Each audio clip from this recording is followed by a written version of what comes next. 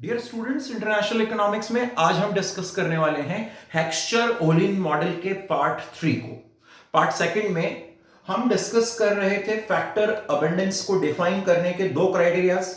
First criteria price criteria कि factor abundance in terms of factor prices, साधन कीमतों के रूप में किस प्रकार से हम साधन प्रचुरता को परिभाषित कर सकते हैं, ये हमने पार्ट सेकंड में देखा था। And today I will discuss the second criteria of factor abundance.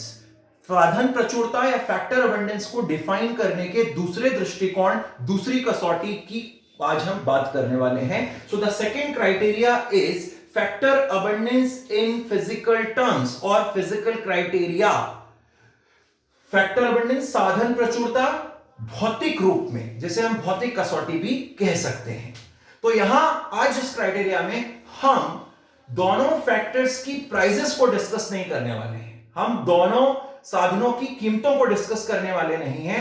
हम प्रत्येक देश में उपलब्ध पूंजी और श्रम की मात्रा के आधार पर availability of labour and capital in a country, उसके बेस पर हम इस क्राइटेरिया को डिस्कस करने वाले हैं और यह बताने वाले हैं कि कौन सा कंट्री कैपिटल अबंडेंस कंट्री होगा, कौन सा कंट्री लेबर अबंडेंस कंट्री होगा, कौन सा देश श्रम प्रचुर देश होगा, कौन सा देश पूंजी प्रचुर देश होगा। तो यहां हम हर देश में, हर कंट्री में जो लेबर और कैपिटल की अवेलेबिलिटी है, जो श्रम और पूंजी की उपलब्धता है, उसको डिस्कस करेंगे, उसको कंसीडर करेंगे, ना कि फैक्टर प्राइसेस को कंसीडर करेंगे। तो व्हाट इज दिस क्राइटेरिया, ये क्राइटेरिया क्या है और किस तरीके से हम इस क्राइटेरिया से फैक्टर अबंडेंस को डिफाइन कर सकते हैं, साधन प्रचुरता को परिभाषित कर सकते हैं। तो देखिए, हम फिर से अज्यूम कर रहे हैं कि दो कंट्री हैं ए और बी और दो फैक्टर्स हैं हमारे पास labour and capital.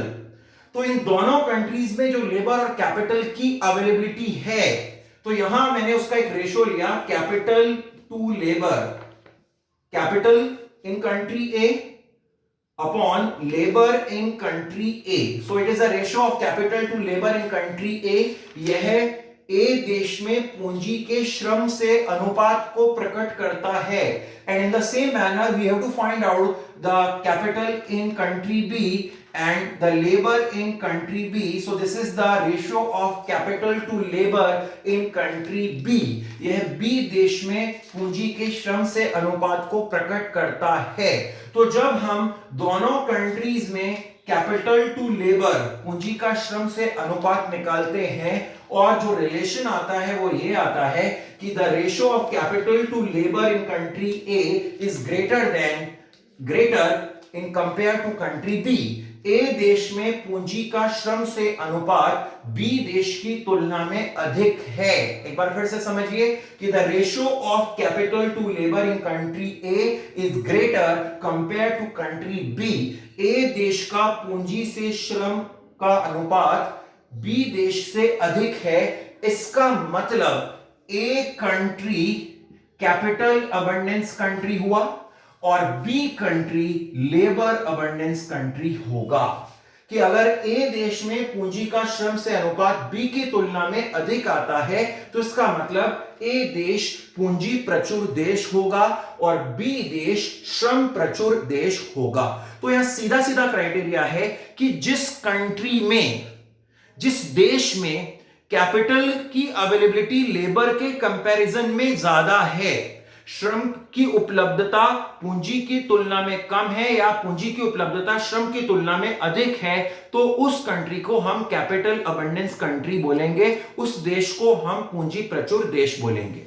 And in the same manner किसी कंट्री में अवेलेबिलिटी ऑफ लेबर और quantity of labour is greater then quantity of capital, कि अगर उस देश में कंपेयर टू अदर कंट्री, दूसरे देश की तुलना में श्रम की मात्रा या श्रम की उपलब्धता पूंजी की तुलना में अधिक है, तो वो कंट्री लेबर अबंडेंस कंट्री, श्रम प्रचुर देश होगा। तो यहां पर हम कैपिटल और लेबर की क्वांटिटी की बात कर रहे हैं।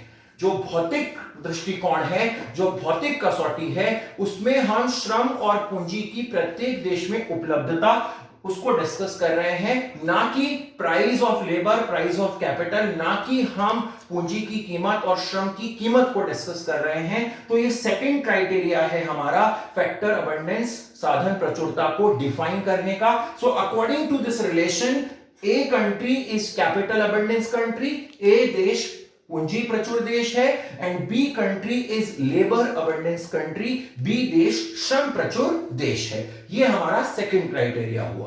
अब हम डायग्राम से इस क्राइटेरिया को समझेंगे। तो यहां पर मैं एक डायग्राम ले रहा हूं और देखिए आप यहां पर एक्स एक्सिस और वाई एक्सिस, एक्स एक्सिस पर हम एक्स कमोडिटी को ले रहे हैं और वाई एक्सिस पर हम वाई कमोडिटी को ले रहे हैं, and we assume that X commodity is labor intensive good and Y commodity is capital intensive good। ये हमने assume कर लिया यहां पर कि जो X वस्तु है वो श्रम गहन तकनीक पर आधारित है, वो लेबर इंटेंसिव गुड है, and the Y commodity is capital intensive good, जो Y वस्तु है वो पूंजी गहन तकनीक पर आधारित है।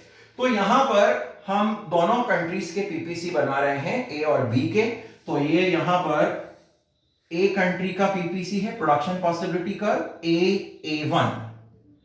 ए1, ए कंट्री का प्रोडक्शन पॉसिबिलिटी कर्व है, और इसी तरीके से बी1 ये बी कंट्री का प्रोडक्शन पॉसिबिलिटी कर्व है।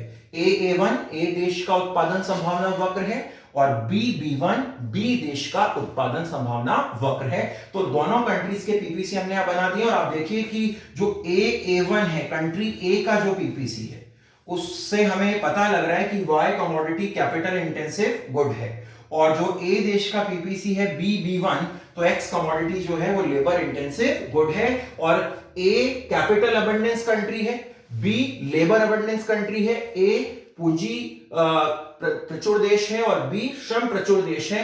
इसलिए यहां एक्स कमोडिटी जो है वो लेबर इंटेंसिव गुड है और वाई कमोडिटी जो है वो कैपिटल इंटेंसिव गुड है। नाउ वी अज्यूम, हम ये मानते हैं कि दोनों के दोनों जो कंट्री हैं वो सेम प्रोपोर्शन में, समान अनुपात में वस्तुओं का उत्पादन कर रहे हैं, सेम प्रोपोर्शन में प्रोडक्शन कर रहे हैं। तो फिर उस सिचुएशन के अंदर उनके प्रोडक्शन पॉइंट्स क्या होंगे, उनके उत्पादन बिंदु क्या होंगे, उसको हम यहां पर एनालाइज करने वाले हैं। तो यहां पर हम अज्यूम करते हैं कि दोनों ही कंट्रीज जो है वो सेम प्रोपोर्शन में, समान अनुपात में वस्तुओं का उत्पादन कर रहे हैं, प्रोडक्शन कर रहे हैं। तो उस केस के अंदर यहां एक लाइन में बना रहा हूं, दिस ओ आर रे, ये जो ओ आर किरण है, ओ आर रे है, ये बता रही है कि दोनों कंट्रीज सेम प्रोपोर्शन में, समान अनुपात में वस्तुओं का उत्पादन कर रहे हैं। और अगर दोनों समान अनुपात में वस्तुओं का उत्पादन कर रहे हैं तो उनके प्रोडक्शन पॉइंट्स क्या होंगे, उसको यहां पर हम डिस्कस करने वाले हैं। तो यहां पर सबसे पहले ये एक पॉइंट आ रहा है जहां ये ओ आर किरण ए के पीपीसी को टच कर रही है, और ये पॉइंट आ रहा है जहां ओ आर जो किरण ओ आर रे है वो बी कंट्री के पीपीसी को टच कर रही है। तो यहां हम ए कंट्री की जो फैक्टर प्राइस लाइन है, साधन कीमत रेखा है, उसको लेकर आते हैं। तो ये यहां ए कंट्री की हम फैक्टर प्राइस लाइन लेकर आ रहे हैं। ये देखिए, ये ए कंट्री की फैक्टर प्राइस लाइन है, और ये factor price line suppose M N, ये जो फैक्टर प्राइस लाइन है एम एन, ये इस ए कंट्री के पीपीसी ए1 पर टेंजेंट है, इस पॉइंट पर, Q1 पॉइंट पर, ये पॉइंट है Q1। तो Q1 पॉइंट पर एन जो लाइन है, फैक्टर प्राइस लाइन, साधन कीमत रेखा, वो ए देश के पीपीसी पर स्पर्श रेखा है, टेंजेंट लाइन है। तो this Q1 is the production point of country A, ये ए देश का प्रोडक्शन पॉइंट हो गया है यहां पर। इसी तरीके से बी कंट्री के लिए भी हम यहां एक फैक्टर प्राइस लाइन लेकर आ रहे हैं। ये मान लीजिए एक फैक्टर प्राइस लाइन है, और ये factor price line B country की factor price line B country के पीपीसी को यहां टेंजेंट कर रही Q2 पॉइंट पर, ठीक है, Q2 पॉइंट पर ये टेंजेंट कर रही है, ठीक है, Q2 पॉइंट आ गया यहां पर।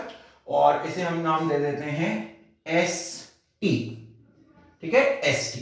तो दोनों हमारे पास प्रोडक्शन पॉइंट्स आ चुके हैं। ए कंट्री का प्रोडक्शन पॉइंट Q1 है, बी कंट्री का प्रोडक्शन पॉइंट Q2 है, और ये जो प्रोडक्शन पॉइंट्स हैं, इन दोनों प्रोडक्शन पॉइंट्स पर जो फैक्टर प्राइस लाइन आ रही है, ए कंट्री के लिए फैक्टर प्राइस लाइन MN है, बी कंट्री की फैक्टर प्राइस लाइन ST है।